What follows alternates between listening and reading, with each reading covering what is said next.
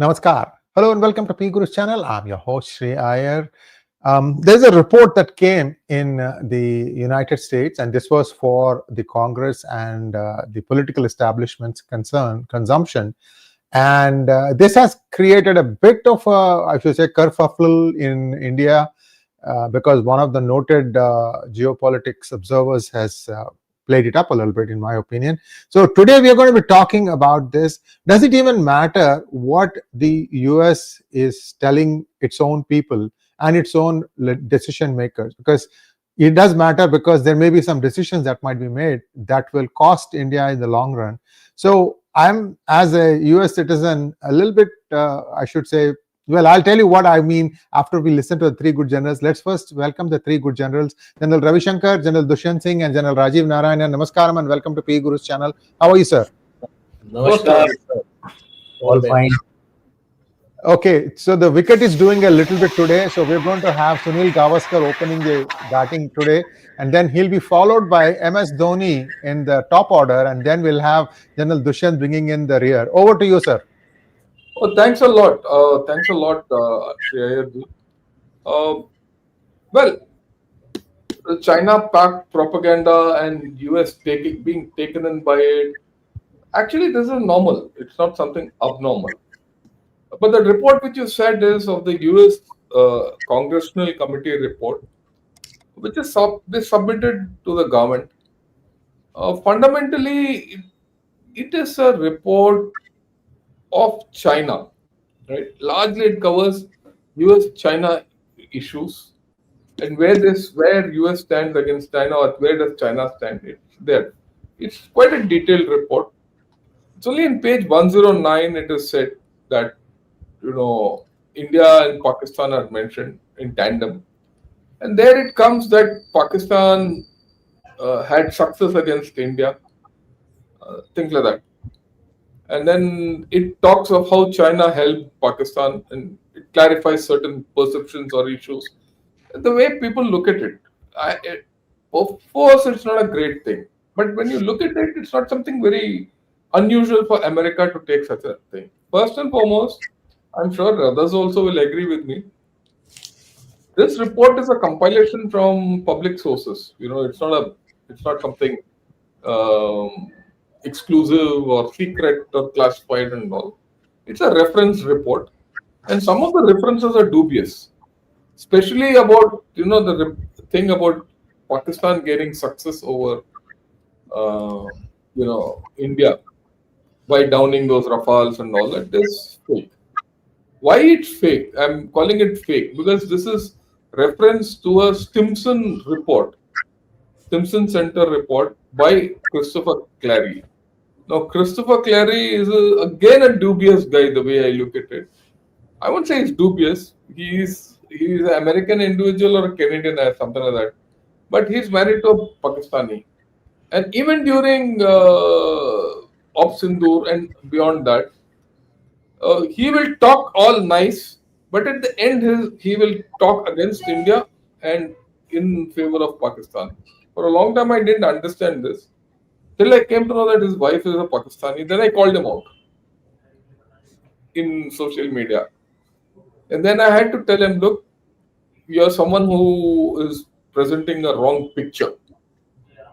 And after that, I've had no conversation with him. So this fellow is, well, that's what he is, what he wrote in Stimson Center. It's there. And even that report is not very conclusive. It was written immediately after the thing, and that's the end of the story. Well, that has been picked up, added in this. So I don't give much credence to that whole story. That's the first thing. The second thing which I want to bring up, and this is important, is that, every war is analyzed very well. Whether it's the Russia-Ukraine war or the Gaza conflict or South China Sea, you keep analyzing it and getting lessons. The world has to learn lessons. All that. This is an event between two nuclear countries. It started and finished. And the best part of this conflict was conflict termination. Conflict starting is one point of the story. Conflict termination is important. In 4 days, whatever happened, and you're out of it. And then it's not like what our Chief of Defence Staff very clearly said, it's not the initial losses you suffer, but how you rectified it and responded and finished the war. Now, I thought these two were really great lessons of any campaign. As a military man, any campaign, I look at these two, but the world has not looked at it. This has not been analyzed. Otherwise, these Americans and these Chinese keep analyzing it. All these things, the cows come home. The Western press, barring a few people, no one else analyzed it. Why? Because there are uncomfortable outcomes in that. They have not addressed these uncomfortable outcomes for both of them, America and China. And they've included in that congressional report what they want. And it is not new in China. China does it, I mean, not new for USA. USA keeps doing it all the time. And if you look at it, USA is a country which I feel now in retrospect is a country which has fooled itself. It has fooled itself with China. It has fooled itself with Pakistan. It has a habit of fooling itself. So this report is another, report of fooling itself. So what's so special? Why should we react? But having said that, today morning I was, after a few days, the Bangladesh operation would start. And this is we're in the period of run up to the 1971 Bangladesh ops. And this year I thought, let me go into it in some detail. So I did my first podcast on this about what led to the Bangladesh operations. And I came across something very interesting, which resonates with what's happening today. I mean, that is the point which I want to bring out, and that's what my focus is. That's why I said, before the show started, I'm going to take all of you on a tangent. The report per se has got no value to me. So I have a few slides. You'll understand what I'm talking when I put the slides on. Yeah, please. Look, this is a triangle which is going on from ages. US, Pakistan, China is a triangle. It's not new. They have a relationship far beyond India. That's something which all of us have to understand. And I'll explain it further. Right? And this relationship is based on lies and deceit. Each promising everything to each other and letting each other down. So why are we worried about these three chaps when they talk the way they talk? We might be in a strategic equation with the USA, at least on paper. Okay, on ground, I don't think it survives. But we should understand that lies and deceit are part of the story. And what has happened now is nothing new. Look at this. This is a report of Dawn in 6 December 1971. I chanced upon it. 49 Indian jets downed. 70 years later, you divided by 7 Rafales down. And they said we are winning the war. You know what happened?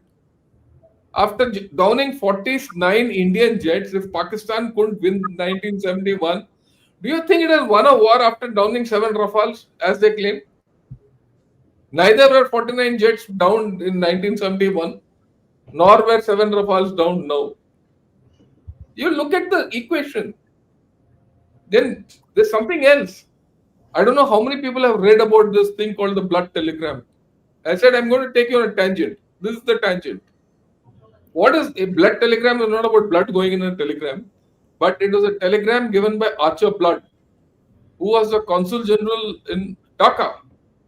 And he gave a telegram, to Nixon. Okay? And he vehemently protested that what we are doing is wrong. Look, and he went on to, he described the massacres by Pakistani army. And when was this given? In April. Searchlight had started in March. 1 month into that whole story, the American Consul General in Dhaka says, look, there's a massacre going on out here. He says, our government has failed to denounce the suppression of democracy. Our government has failed to denounce the atrocities. Our government has evidenced what many calls moral bankruptcy. And he spoke of selective genocide then. And then he urged Washington to take an about turn. They didn't. What did Richard Nixon do? He recalled this fellow and sacked him. Okay. And why did he do it? That logic is also there. The logic is very simple. At that point of time, Richard Nixon and Kissinger were using Pakistan to talk with China. That was the relationship. Now you see the triangle which I showed you. If today Pakistan, China, and USA are in a particular state, that whole thing started then. And it started during a war. So what do you expect from all these three people? Pahalgam happened. You saw what American reaction was. Even in 49, even in 71, when 49 planes were drowned or downed by Pakistan, the Americans said, "Oh, the Pakistanis are going to win the war." Same thing is now with these lies of 7 planes. Pakistan is winning the war. So what's different? At that, in 71, they sent the 7th Fleet in to save Pakistan. What is Trump doing in a different context? It's the same thing. So this is what I had to say. Yeah, please take the slide off. Thank you. This is the last slide. This is what I had to put across. Like I said, I've taken you off on a tangent. Right?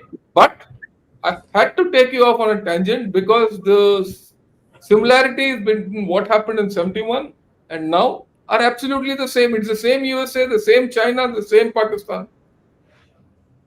What do you expect from them? This is what I had to say. Back to you. We'll discuss more later.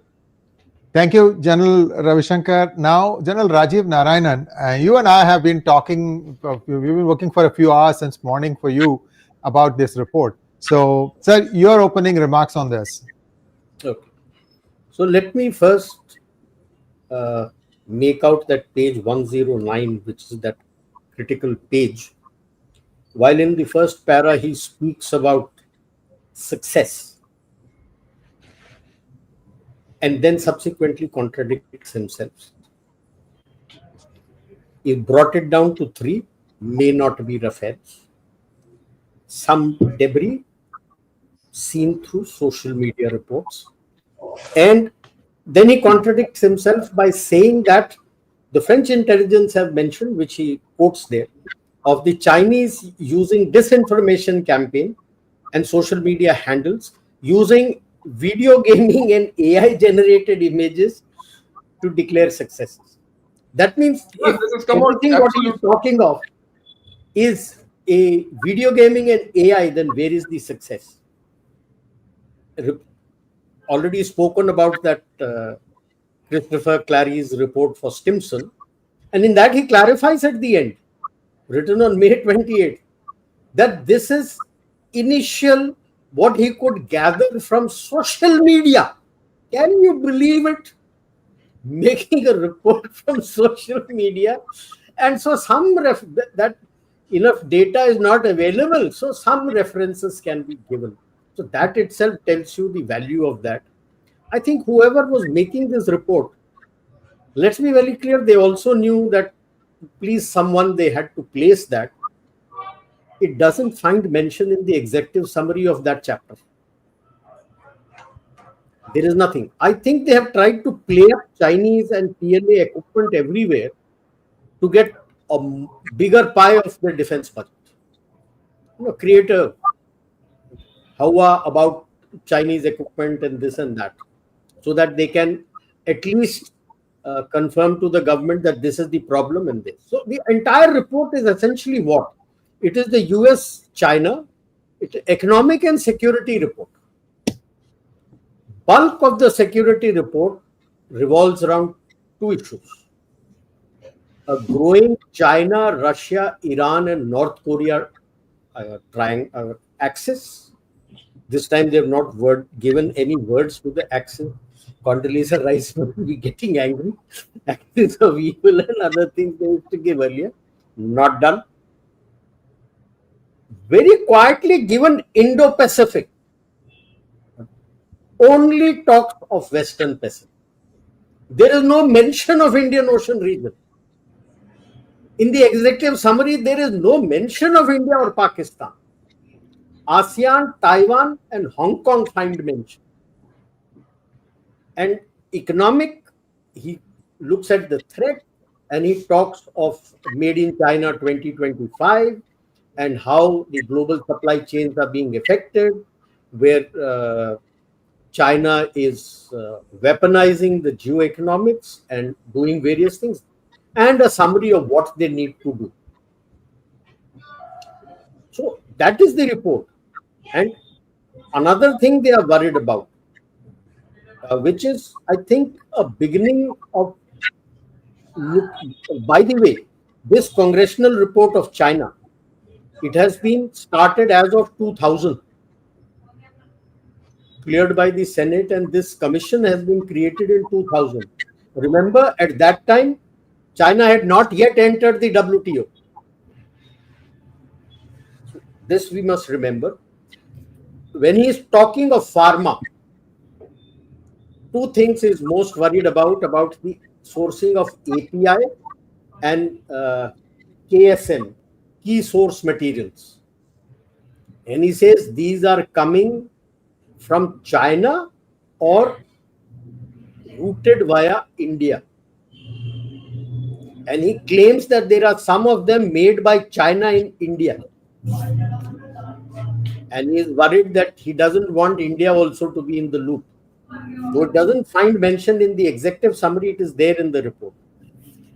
So I think in the trade negotiations, these issues might find a play when we push for more pharma. I'll stop here and then we can take it. Thank you so much, General Rajiv Narayanan. General Dushyant Singh, deck is yours, sir. And I think you have a presentation today, or you don't? I have a small little 3-4 slide presentation. Okay. And I'll run that. Yeah. So basically, I think major issues have already been covered by General Rajiv Narayanan, and General Shankar has given a comparison with what all has happened in the 71 war, which actually it's a reinforcement of the character of relationship between India, China, Pakistan, and US. So whether that is replaying is something which we need to analyze and confirm. To my mind, it is replaying, and you can connect various dots for that. Simultaneous interest in Pakistan, both by China and US.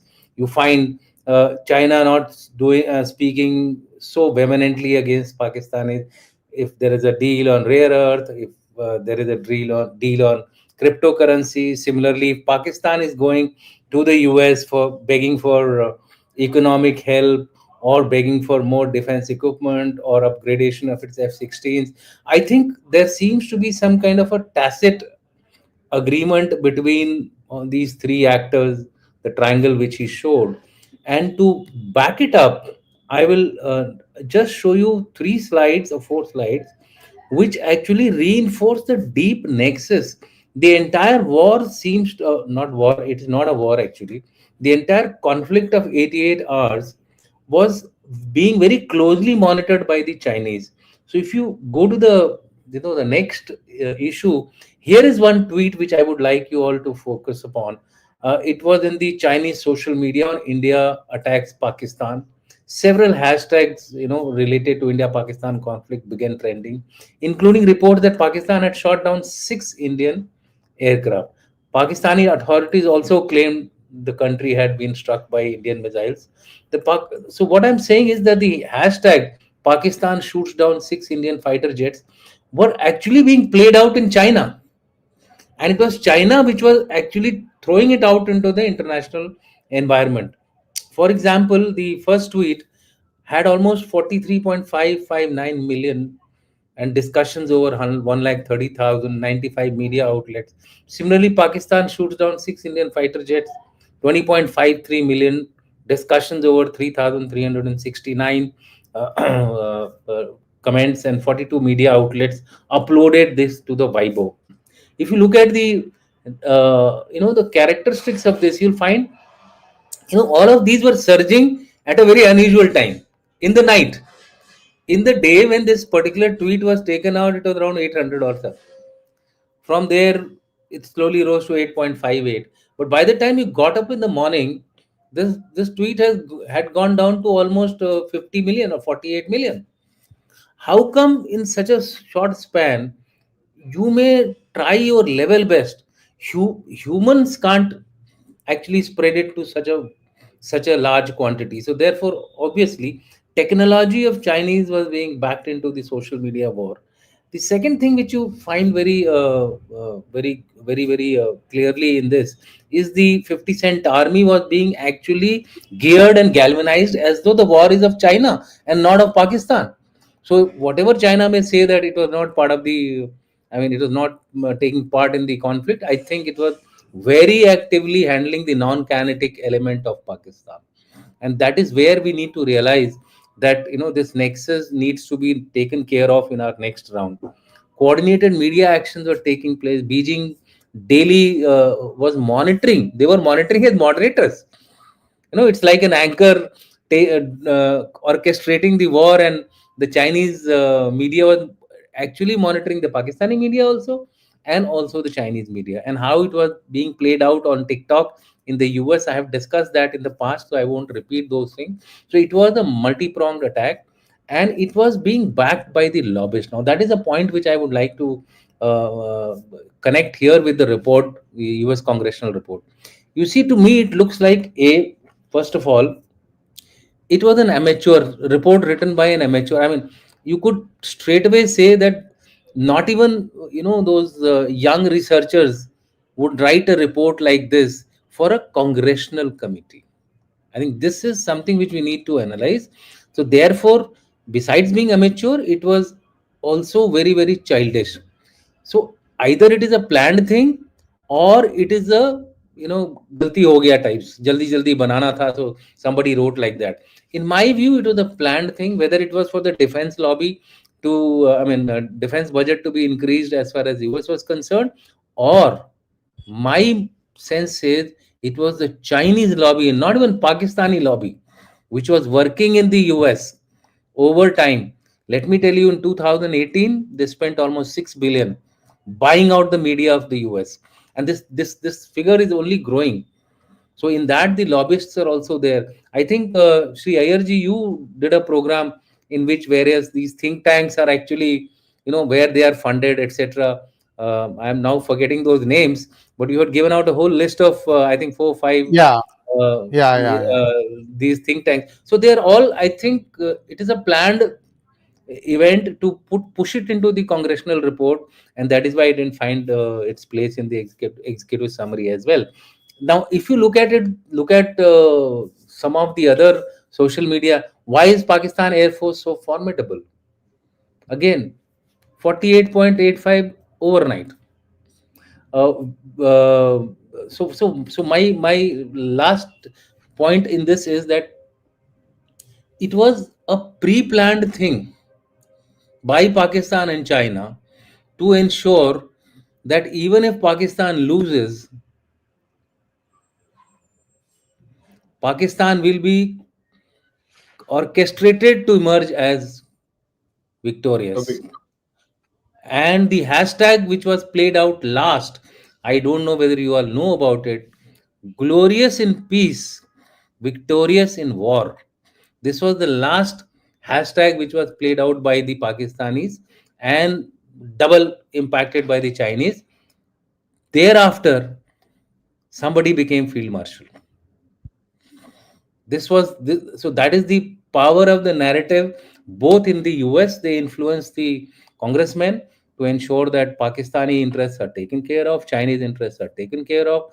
The in Pakistan itself, the Pakistani public was made to believe that, look, it was all the way Pakistan which was successful, and there were some of our friends who went across, interacted on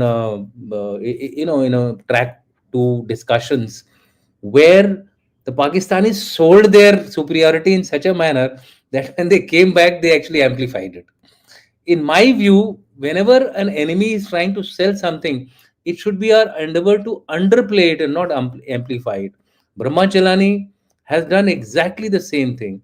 He has picked up that one line, Pakistan, recent Pakistan military success over India, without going through the rest of the detail. But that is the tragedy of our so-called social media or print media or whatever it is. You look at the headlines and you don't read the fine lines. You don't read the between the lines. The entire that script, that one paragraph which I saw was, riddled with contradictions only. So in the end, my suggestion or my request to the entire audience is, please do not spread it.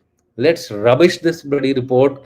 It doesn't deserve a US congressional, whatever be their interest, whatever be their sovereign interest. It doesn't even deserve the credit to be published as a lowly think tank's report. So I think we should end this damn thing here only, and let's not take it anymore forward, and let's look at how we can actually improve our narrative war. And here I would like to praise India, despite the fact that we have been quite later on in the Op Sindoor, we did lose out on narrative war, but the initial narrative war was quite good.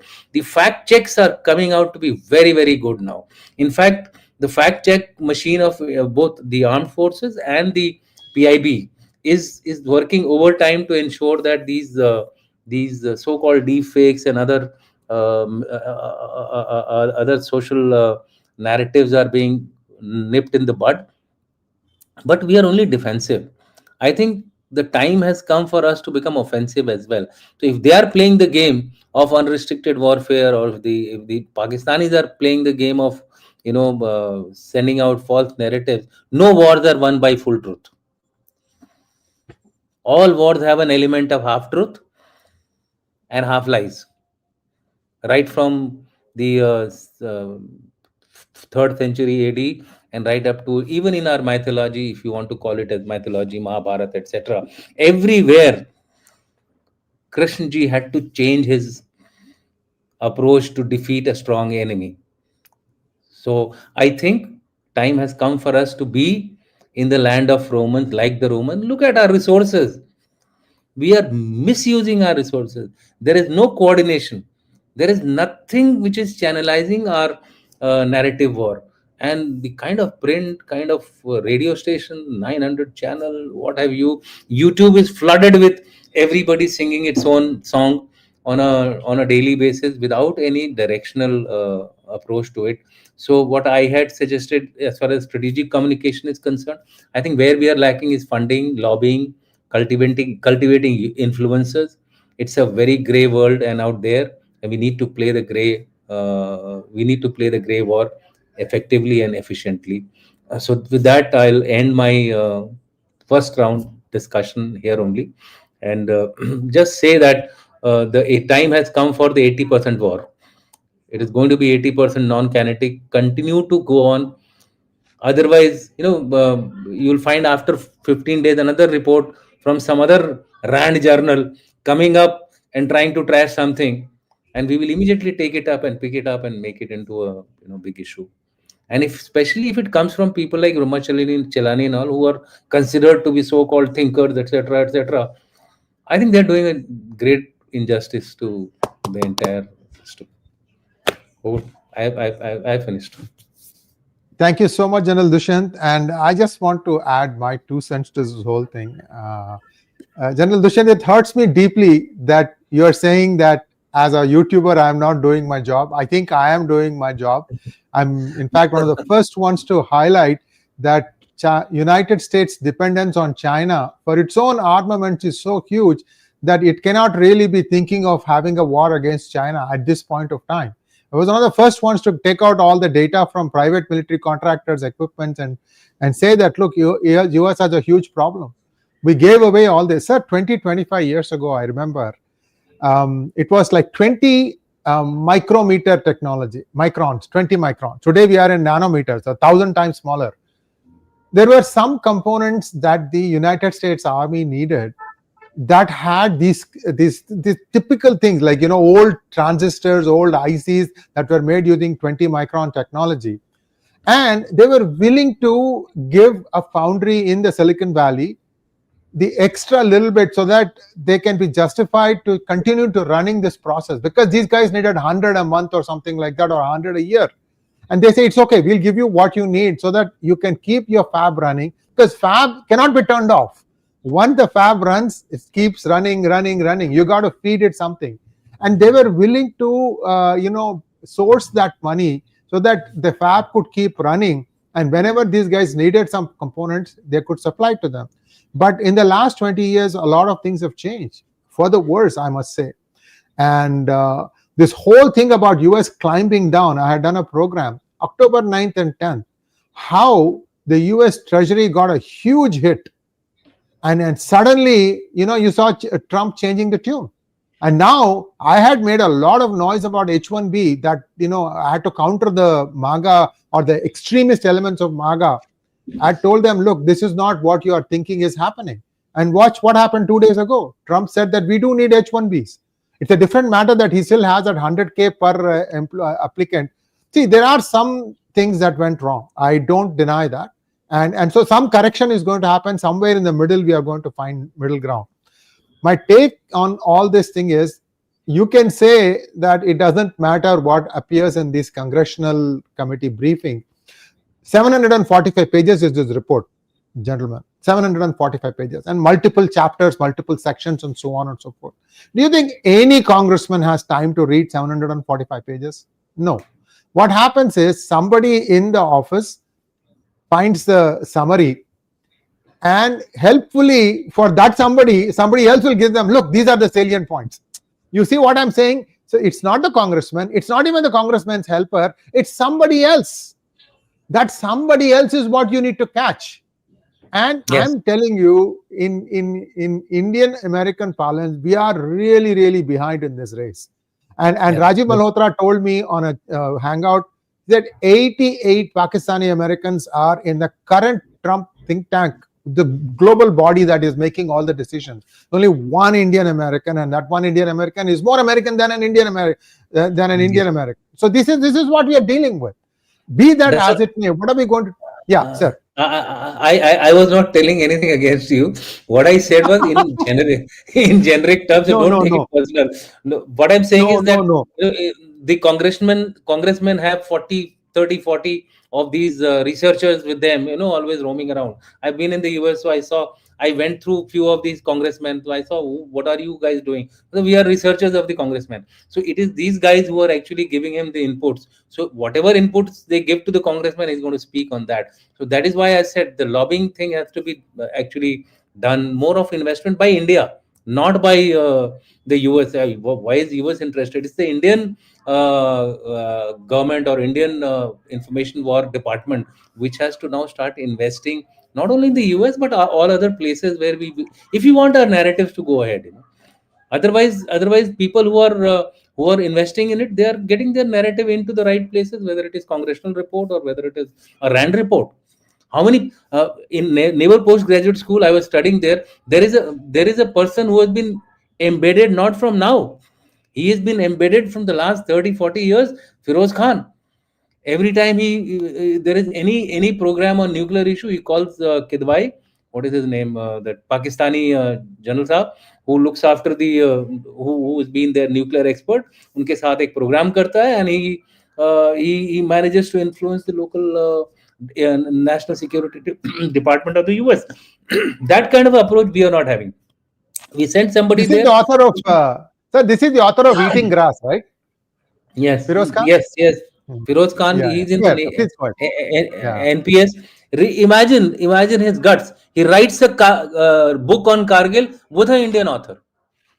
And that too, an Indian author, a Fauji, Lieutenant Colonel Saab. Why? Well, you know why. So what I'm trying to say, credibility, right? Yeah, this embedding the cleverness of the resources which they have deployed in the US. I think they've gone with a plan. Whether their country is going to dumps, that's a different issue. But on certain issues, they know they are, I think, working good to ensure that they survive. And by they, I mean the military, not even the Pakistani public as such. It's the military which is playing all these games wherever you go. So they, A military sir. of a Pakistani major Saab manages to fund a trip to go to UK to study as to how the jihadis are becoming so radicalized, etc., etc. How are the ghettos coming up in the UK? So many stories are there which I can keep on relating. I was luckily there for a longer time, so I saw all these manipulations which were being done. so And the armed forces, and also the bureaucrats, you have a concept of study leave. yes, That is where the embedding starts, and they leave them there. and they leave them there, and let them stay there. Yes, And they also, since through the back door they are funding that establishment, through that funding their person gets the money, and it's a long-term thing. It's been going on, and I'm sure Hamid Haqqani is also there in the same manner. yeah. Every think tank they have planted these people.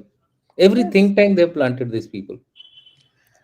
So, May I come in, please? May I come in for a second, please? General Dushyant, I meant it in a jest, sir. I know what I am doing. I get my some things wrong. I just meant it in a jest. No, I know you are my well-wisher, and see what I know what I am, and I do make some mistakes once in a while, and we are correcting ourselves. To just round out the observation of General Ravi Shankar about Christopher Clary's wife. Her name is Nilofer Siddiqui, and she's a non-resident fellow at the Mehboob Al-Haq Center, LUMS, Pakistan. Now, what happens is that if your entire paragraph is based on one report that's come, and that person is married to a Pakistani who's living in Pakistan, I mean, it's very difficult for us to take this whole thing seriously. But the point is, how many of us are going to read the fine print? Because what General Rajiv Narayanan did was, in the main report, there is a footnote. There is a link to a footnote. And you click on that link, then you go to the original article of Christopher Clary. And then there you have to go back and look at how he has written that article based on who else's comment. Then suddenly we start seeing the bugger is quoting social media comments here, there, everywhere. I mean, you can quote, nothing wrong in that, but understand that this is where the source of the information is. Do you think any congressman has time to understand all these things? No, that is the problem. This is where America has a problem. Indian Americans are beginning to understand that this information part has to be done, because the people who work in the congressman's office, women's office, they are unpaid interns. Yes. Unpaid intern. That means somebody needs to take care of even basic. Supposing you are 4 people living in an apartment, somebody has to pay the rent, somebody has to give some money for them for upkeep to be able to travel to the office and come back. There is a certain amount of thing involved. And the Indian American community is working towards that. But the other side has a head start in this. We are now 2 or 3 lobbying organizations in Washington DC. My number is 400 as far as Pakistan is concerned. That means they know what's going to happen at the very beginning level, so and they know not just in Washington DC. China and the Pakistanis have it in every state. Yes, true, very true. Sir, there is a report that has come out that says any Chinese American candidate in the United States, doesn't matter which level of election they are contesting in, there is a Chinese influence. Yes. And you know another thing that's happening, there is a guy, congressman from my area, Kyle something, if I remember correctly. Anyway, this guy was caught with his pants down with a Chinese spy. Her name was Fang Fang. And she also had, I mean, the FBI caught her on video with many mayors in many cities. Suddenly she disappeared. But now this guy wants to run for president. He's a Democrat. Nancy Pelosi's Shishya. So is Gavin Newsom. But my point I'm trying to say is, this thing is, for lack of better word, 6 letters starting with F. Let's get back to General Ravi Shankar. Sir, would you like to add to that, and then we can go to questions now? Look, Yeah. I would like to. I would like to apologize for the diversion. I'm sorry. No, I'm okay. See, the fact is, you might like to say that our system is good, bad, ugly. We need to reform. There's no doubt about it. We also have to understand that, look, you are up against a system which is embedded. This triangle of Pakistan, China, and USA. That's why I said I went back to 1971 to give you that equation today. They're up against it. Yes. What is interesting for me in this whole story, no one would have noticed it. After all, this is just one sentence uh, in 240, 50 pages. The only sentence against India is this. That only sentence against India is this, because in that very paragraph, the sentence is contradicted, like what Rajiv said earlier. Yes. How is it that this has come out and made a shore all over India? Why is it that I get so many this thing that, look, Pakistan's success against India has been highlighted in the American Congressional report, so it is correct. And how does it get highlighted in India? By an Indian. Look, forget about media, Shidia and all. You have to clean your stables. That is the first point. And, okay, we are doing all this today. I would like to, that we have to, we have to be on the fundamentals. Like what Rajiv said, the very next paragraph, it is contradicted. That has come from AI, it has come from, OSINT and things like that. There's no reference. It is pictures are generated by fake, and many of these are declared as fake. Why is it that part no one reads in India? Are we brainwashed? Are we as Indians brainwashed? Don't go that far. Look at the comments here, and I'd like you to, Sachin, you're monitoring all these comments, get them out. I find there are guys here who are spreading nonsense about us. Don't go far. There's one guy who says I graduated from IIT Madras here in this today's podcast, and these guys can't be from IIT. They are RSS quoted characters. This is the depth of misinformation which is coming out. Please understand, because I don't think anyone else would have discussed this today. This topic. Right? And like someone said, this must be that 0.5 half front which is putting out this propaganda. We have enough people, which I spoke of when we discussed the Delhi blast. After all, the Delhi blast didn't take place in from somewhere else. It took place through a channel. That same channel is working today. We have to look at the larger problem. Right? And like I said, look at the larger problem. There's a war. You might like to call it a conflict. 88 hours of war. It's a short war between two nuclear nations. We should have had tremendous lessons drawn out of this internationally. I expected it.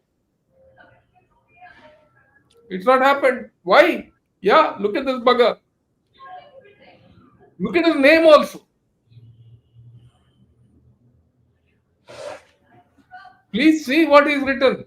He says when professors were picked for intellect, he graduated in 1987 when professors were picked for intellect. Now with Rajiv Narayanan and P.R. Shankar, it feels all the more like RSS approved casting than academics. This ass doesn't know what we are.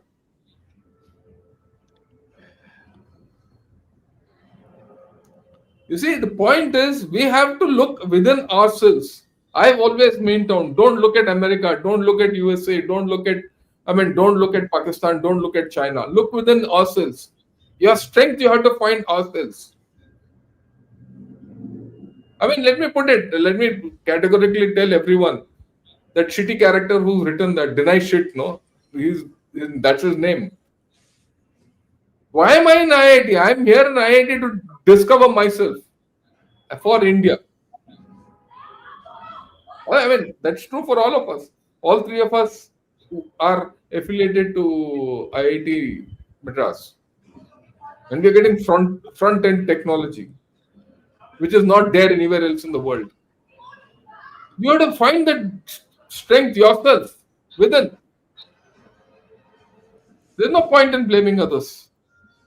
There's no doubt in my mind that you need your own, machinery which can put out narratives.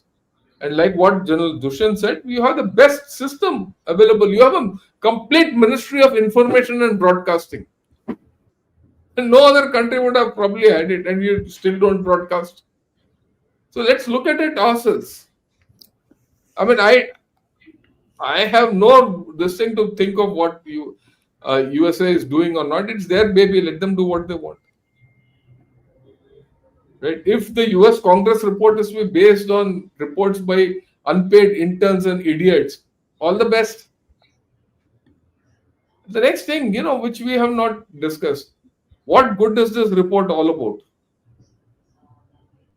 What will it serve? Whose purpose is it serving? Right? So I think we need to do a holistic thinking, one, on this entire issue. And the second thing, which I get back, that triangle of Pakistan, China, and USA will continue. It reinforces the point which I've been saying off late. We don't have a strategic relationship with USA anymore. Let's start from that premise and let's start learning how to stand on our own. It's going to be difficult. I mean, you need a relationship with them, but it will not be strategic. Equally, you need a relationship with China if you want to grow. Right? There's a push-pull between India and China, which is going on at this point of time. And you need their investment, you need some technology from them. There are dangers in that. And you have to deal with this Pakistan. The same Pakistan who says 49 jets 50 years back, today will say 7 jets, tomorrow it will say 700 jets. This story will continue. And this is compounded by Bangladesh, an ungrateful nation. So I think we have to look at it, I won't say de novo, but I think one of the things, a major lesson which comes out of Op Sindoor is not the fact that whether you won the war or not, it's how well you have told the story. The people who have won wars are the guys who are telling good stories. Whether that story is right or not is not the issue. And you are trying to say, I am fighting a righteous war. There's nothing righteous about war. I think the faster we start thinking of this, the better we will be. I mean, I'm getting back to track as to where we have to head. Right? That's all I have to say. Back to you, Shreyaji. Thank you so much. General Rajiv, your comments, and then I have one question for you, sir. So before I hand off to General Dushyant, I'll ask that question. Over to you, General Rajiv. Yeah. In fact, General Dushyant had asked me to write a chapter on strategic communication in the book that was published by Claus on Op Sindoor. And what General Shankar is saying and what Dushyant is saying, and put it there in that chapter. That it has to come top down, and how a rough structure and other things I had given on Department of Strategic Communication and how to go about it, what to do, taking leave from how the others are doing, in what manner they are doing, and what all we should be doing and how we should be doing. I hope something comes out of that, because unless you do that, you will always be playing catch in the narrative. And in the coming wars, it is the one who is first with his narrative out. It becomes very difficult, because when every side is buying off people all over the globe, it becomes very difficult for you to win the narrative. It's one thing to say that the Guardian and WAPO and New York Times are like this. Why haven't you bought them off? Who's stopping you? Why haven't you placed your people there? Who's stopping you? This is not a world for crybabies. Oh, this is wrong. Yes, okay, this is wrong. If you're not able to buy WAPO or NYT or the Guardian, why not buy somebody else who gives out your reports and which has good this thing? And in one which I missed out in that chapter, what stops the government for running their own 50-cent army? Why don't you have your own Wu Mao? What's the point in crying that the other chap is doing it? What stops you from doing it? Do it.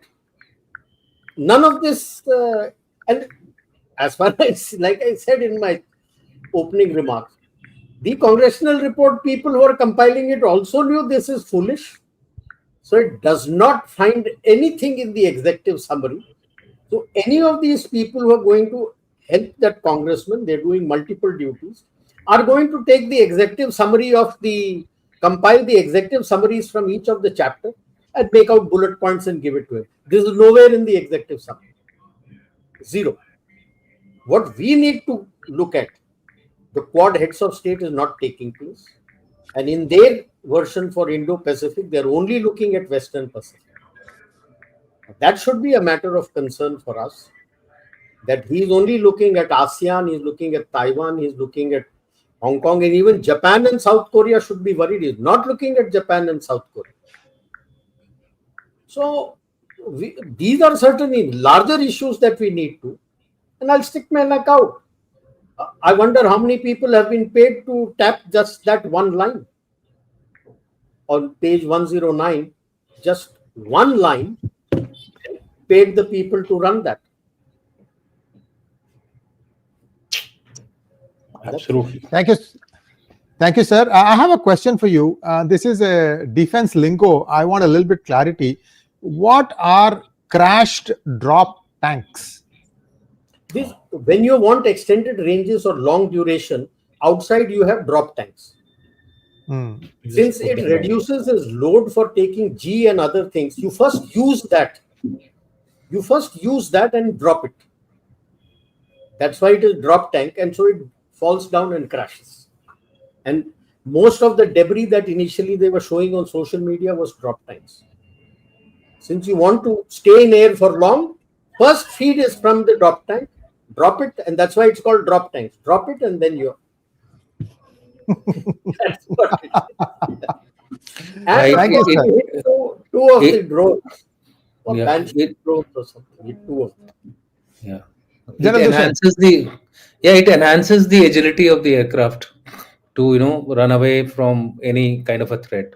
So that is why these initial all up load is initially high, and then they make it lesser as the fight progresses.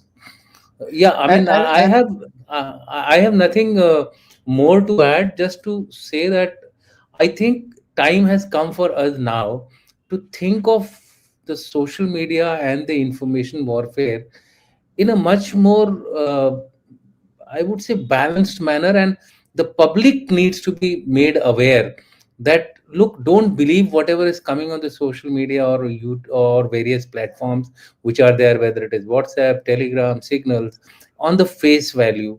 Look at it, get it confirmed from 2-3 sources, and then say whether it is right or wrong, and then come out with your comments.